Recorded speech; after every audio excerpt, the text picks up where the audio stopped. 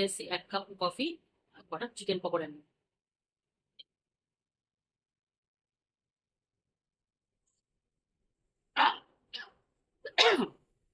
Perfect. গরম ছ্যাঁকা লেগে গেছে।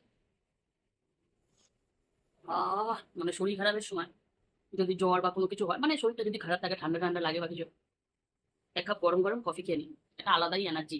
সত্যি আমার তো ভীষণ ভালো লাগে এনার্জি। আমার সাথে কয়েকটা চিকেন পকোড়া।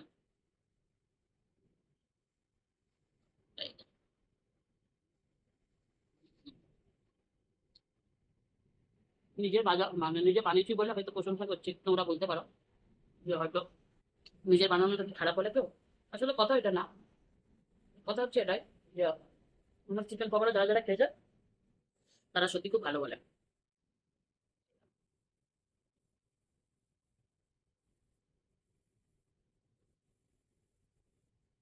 উম,